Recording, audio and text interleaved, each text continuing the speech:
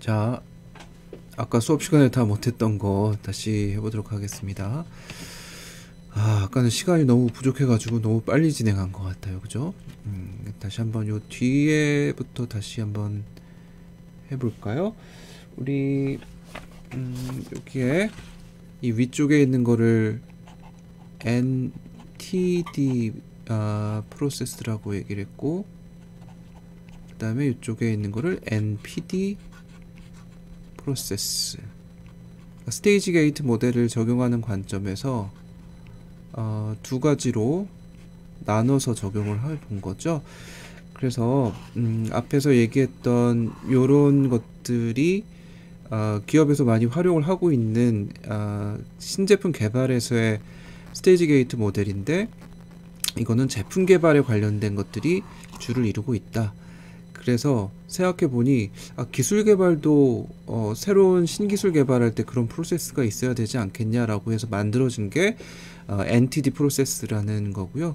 이것도 역시 스테이지 게이트 모델로 관리가 돼야 된다는 거지. 그래서 디스커버리가 되면 그 디스커버리를 프로젝트 스코핑을 할 수 있는 정도의 아이디어인가 라는 걸 게이트에서 평가를 하고, 그걸 통과가 되면 실제로 프로젝트 스코핑을 해본 다음에 그 결과를 가지고 다시 한번 스코핑 된 것들을 우리 그걸 딜리버러블이라고 얘기했습니다. 그 딜리버러블을 가지고 게이트 인풋으로 활용해서 평가를 특정 크라이테리어를 가지고 평가를 해보고, 거기에서 고 하면은 스테이지 2로 가는 거고, 키라면 여기서 나가는 거죠.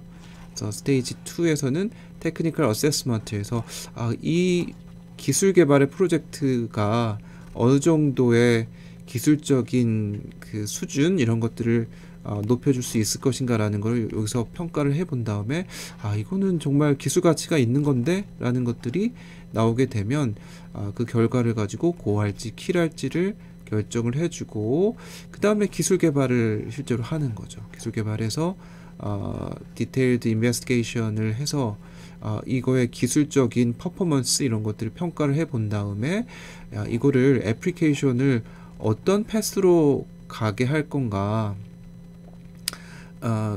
평가를 해보고, 기술 개발된 거를 애플리케이션이 가능한 그런 기술 수준이 되었는가 라는 것들을 보고 된다라고 하면 이거를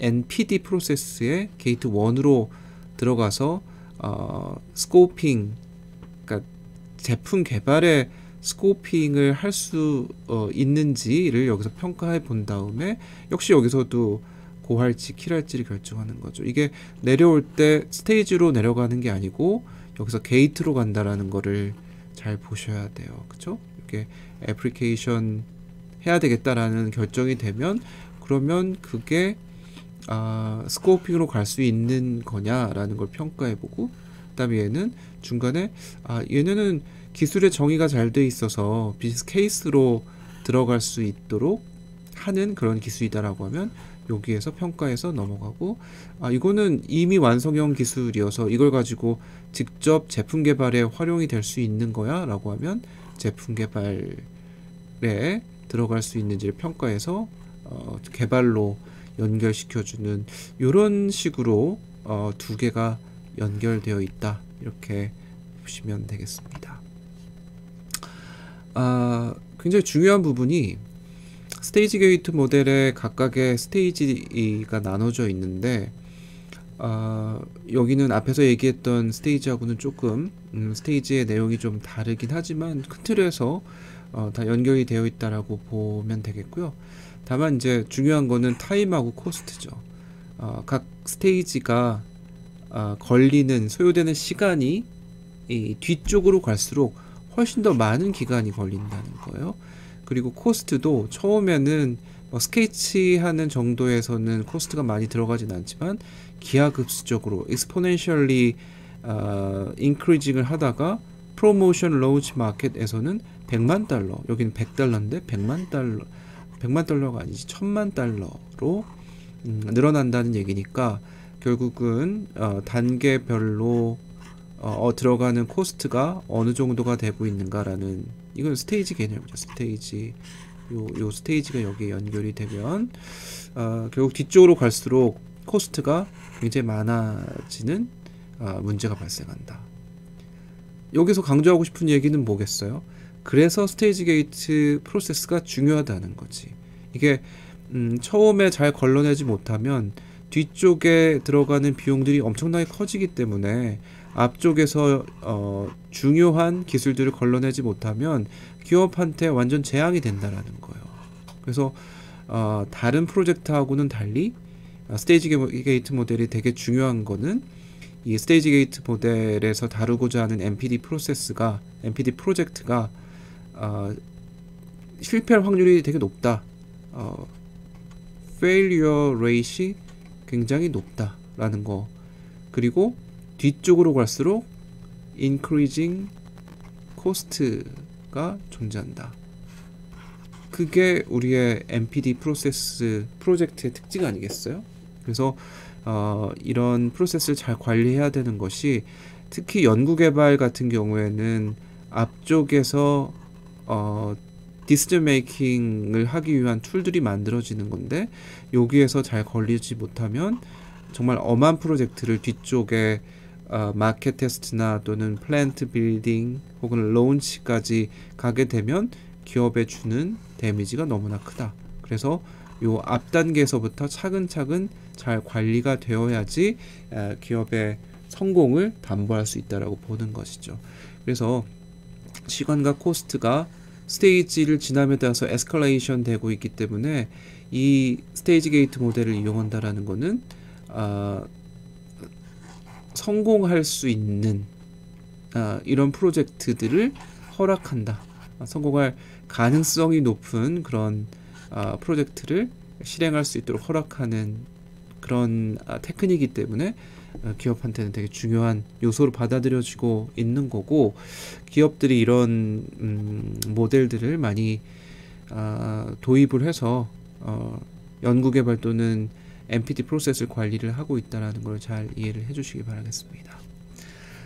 그런데 스테이지 게이트 모델을 제너릭한 형태로 우리가 봤는데 그걸 똑같이 활용하는 것은 아니더라. 기업의 특징적인 디벨롭먼트 니즈를 잘 피팅하는 방식으로 모디피케이션 한다는 거죠. 가령 엑손 리서치 같은 경우에는 얘네는 이제 R&D니까 앞에서 우리가 봤던 이 프로세스에서 얘는 사실 R이 되게 중요한, 그러니까 R&D를 다 포함하면은 요것과 요것을 다 해야 될 거고, 만약에 D가 되게 중요하다라고 하면은 요 뒤쪽에 있는 NPD 프로세스, 얘네들의 프로세스를 갖추고 있겠죠. 그래서 만약에 기술 개발부터 해야 되는 R&D 프로세스를 다 관리하겠다라고 하면 이런 위에 프로세스와 아래 프로세스를 같이 가져가야 될 거고요. 우리는 D가 좀 중요한 그런 기관이다, 기업이다 라고 하면 밑에 있는 거를 가지고 가면 되지 않겠어요? 그래서 이걸 좀 모디피케이션해서 가져가야 될 텐데, 또 R&D를 다 하지 않고 R만 하는 기업 또는 D만 하는 기업, 둘 다 하는 기업, 이렇게 나눌 수가 있으니까 R&D를 하면 아까 NTD와 NPD를 같이 하면 되는 거고요. 만약에 R만 한다라고 하면은 이렇게 하면 되겠지. Opportunity Identification하고 Enabling Science and Idea Growing, 이거에 초점을 맞춰서 여기에서 뭔가 프로세스 관리하는 쪽, 그런 건 엑선 리서치가 조금 더 많이 한다라는 거고요. 만약에 엔지니어링이 조금 더 중요하다라고 하면 요 밑에 있는 것, 여기에 디벨롭먼트가 핵심이 될 테니까 요거를 프로세스로 갖추고 있을 거다라는 거예요. 그래서 스테이지 게이트 모델을 어둠션하는 기업들을 보니까 미국은 거의 70%에 가까운 기업들이 도입을 하고 있고, 유럽, 일본 다 이렇게 높은 비율로 이런 프로세스를 다 갖추고 있습니다. 회사에서는 자기들이 스테이지 게이트 모델을 갖고 있는지 모르는 경우도 있어요. 하지만 어쨌거나 이런 평가와 그리고 단계, 이런 것들은 다 가지고 있죠. 그래서 게이트에서 평가하고 다음 단계로 넘어가는 것들이 스테이지 게이트 모델이라고 부르지 않을 수는 있지만 모든 기업들이 대부분 이런 체제를 갖추고 있다고 보면 될 것 같고, 산업과학도들이 그럼 뭘 합니까? 핵심적인 역할을 하겠지. 여기에 중요한 게 뭐냐면, 제가 제약회사들 돌아다니면서 인터뷰를 해보면은 이 게이트에서 평가하는 평가 기준을 만드는 게 되게 중요한데, 자기들도 평가 기준이 이 게이트마다 좀 달라야 될 거 아니겠어요? 그런데 똑같이 평가한다는 거예요, 기준이. 그러면서 되게 물론 오래된 얘기죠.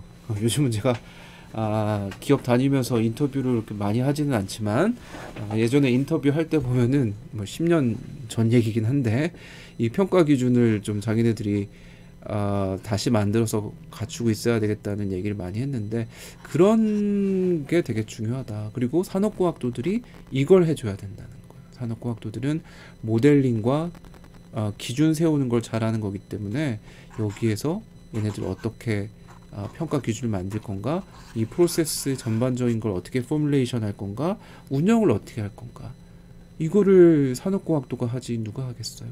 그래서 그런 일들을 여러분들 많은 산업과학도들이 하게 될 거다 생각할 수 있는 거죠. 이 위에 있는 거는 넘어가고 밑에 있는 걸 봅시다. SK 이노베이션에서 스테이지 게이트 모델 어떻게 활용하고 있는지 한번 볼까요? 여기에 보면은 디비저널 R&D 과제, 코퍼레이트 R&D 과제, 브렉스루 R&D 과제라고 나눠놨어요. 특히 디비저널 R&D 과제와 코퍼레이트 R&D 과제는 구분을 해줘야 될 텐데, 디비저널 R&D 과제는 사업부에서 갖추고 있는 과제들을 디비저널 R&D 과제라고 얘기하고요. 코퍼레이트 R&D 과제는 전사 과제를 얘기합니다. 전사 과제. 전사 과제? 누가 전사한 건가? 저도 회사 들어가기 전에 전사라는 말을 들어본 적이 거의 없었어요. 거의 없는 게 아니고 들어본 적이 없죠. 근데 회사에 들어가면 이제 전사라는 말을 많이 합니다. 전체 기업이라는 얘기겠죠. 전체 회사에 관련된 과제, 그래서 전사 과제 이렇게 얘기를 하고요. 사업부 과제는 회사 전체 중에 사업부가 여러 개로 나눠져 있을 테니까, 이게 회사다라고 하면 사업부 A, 사업부 B, 사업부 C, MC 사업부가 있을 거고, 뭐 디바이스 사업부, 삼성전자 보면 그렇잖아요. 그런데 삼성전자 전체적으로 봤을 때 중요한 과제가 있을 거고, 각각 MC 사업부, 뭐 반도체 디바이스 시스템인가요? 그런 사업부, 각각 사업부마다 다르게 R&D 과제를 가져간다면 그거는 사업부 과제가 되는 거지. 그럼 사업부적 과제는 어떤 특징이 있겠어요? 얘들은 사업을 빨리 진행해서 돈을 벌어야 되는 디비전들이니까 게이트 심사 소요 기간을 줄이고 스테이지를 좀 통합 운영을 해야지 빨리 기술 개발을 할 수가 있는 거겠죠. 그래서 아이디어가 나오면 게이트로 들어가고, 여기에 이제 전사 과제는 컨셉 데피니션부터 피지빌리티 테스트라고 리서치 디벨롭먼트 한 다음에 비즈니스를 만들어주고 비즈니스 론치를 시키는 이런 스테이지 게이트 모델을 가지고 있다면, 디비저널 과제는 얘들 묶는다는 거지. 사실은 컨셉 만드는 거하고 피지빌리티 테스트 하는 게 굳이 이게 구분될 필요가 있나? R&D? 뭐 R&D 하면 되는 거지 뭐, 이렇게 생각할 수도 있는 거죠. 빠르게 기업의 사업부 같은 경우에는 R&D를 구분하지 않고 한 개로 묶어서 할 수 있는 여지들이 있기 때문에 그런 경우에는 이렇게 진행을 한다라는 거고요. 그 다음에 커머셜라이제이션, 디플로이먼트, 이런 식으로 커머셜라이제이션하고 디플로이먼트를 같이 가져가는, 비즈니스 인큐베이션하고 론치를 같이 가져가겠죠. 그런 거를 얘네들은 사업부에서 R&D 과제를 관리하는 것이다 라고 볼 수 있겠고요. 브렉스루 과제는 정의를 내려볼까요? 큰 시장 파급력을 가지는 새로운 성장 동력 과제를 의미하고, 얼리 스테이지 기술이 조금 더 많다. 그러니까 이건 새로운 것이기 때문에 앞 단계의 과정들이 계속 이터레이션 하면서 브렉스루인 것들을 뽑아내는 그리고 검증을 해가는 단계가 되게 필요하다는 거죠. 그래서 브렉스루 과제는 이렇게 관리를 하고 있다고 자기네들이 얘기한다는 거예요. 그래서 회사들이 다 나름대로 자기네들의 프로세스에 맞게 얘네들 관리를 하고 있습니다 라고 생각을 하시면 되겠습니다. 자, QFD는 넘어가겠고요. 여러분 잘 아실 테니까 넘어갑니다. 카누 모델, 그러니까 아까 수업 시간에 제가 뭐라고 얘기를 했냐면 커스터머하고 서플라이어가 MPD 프로세스에 인볼빙 된다라고 얘기를 했어요. 그거를 적극적으로 인볼빙 되는 게 있을 거고 또 수동적인 인볼빙이 있을 수 있겠는데 이 커스터머 리퀘어먼트를 어떤 방식으로든 디벨롭먼트 프로세스에 반영을 해야 되겠다. 그 과정에서 QFD가 활용이 될 수 있겠고, 왜냐하면 커스터머 리퀘어먼트가 여기에 제시가 되기 때문에 이걸 반영해서 신제품을 개발하는데 정보를 줄 수 있겠다라는 거고요. 그 다음에 카누 모델이라는 것도 고객의 요구사항을 가지고 신서비스 아이디어나 또는 신제품 아이디어를 도출하는 이런 목적으로 카누 모델을 이용할 수가 있습니다라는 겁니다. 카누 모델은 카누라는 사람이 고객의 커스터머 리퀘어먼트를 어떻게 그 시스템적으로 분석할 것인가 라는 걸로 만든 건데요. 여기에 보면은 고객의 요구사항을 필수적, 1차원적, 매력적, 무관심, 모순적, 회의적 요구사항 이렇게 6가지로 나눠 놓고 있어요. 그래서 여기 보면 1차원적 요구사항은 여기 이제 디멘전이 2개인데 거기 만족, 불만족, 그 다음에 요구사항 충족, 불충족. 얘네들은 요구사항이 충족이 되면 만족도가 거기에 비례해서 늘어난다 해서 1차원적 요구사항이고요. 그 다음에 필수적 요구사항은 고객이 이게 그 요구사항을 충족하지 못하면 불만이 엄청나게 늘어나는데 그렇다고 해서 충족이 됐을 때 만족도가 기하급수적으로 혹은 프로포셔널리 늘어나는가, 그렇지 않은 거를 필수적 요구사항이라고 얘기를 합니다. 얘는 필수적으로 제공이 돼야 되는 요구사항이라는 거죠. 하지만 잘 많이 제공된다고 해서 만족도가 높아지지 않고 필수적이기 때문에 없으면 불만족스러운. 하지만 매력적 요구사항이라는 거는 요구사항이 불충족됐을 때는 불만사항이 그렇게 높진 않아요. 하지만 얘네들이 제공이 됐을 때 만족이 엄청나게 늘어나는 이런 요구사항도 있을 수 있다는 거죠. 그걸 attractive requirement라고 얘기하는데 흔히 우리는 와우 이펙트라고 얘기를 하는 이런 requirement를 찾아내는 게 우리한테는 되게 중요하다는 거예요. 그치?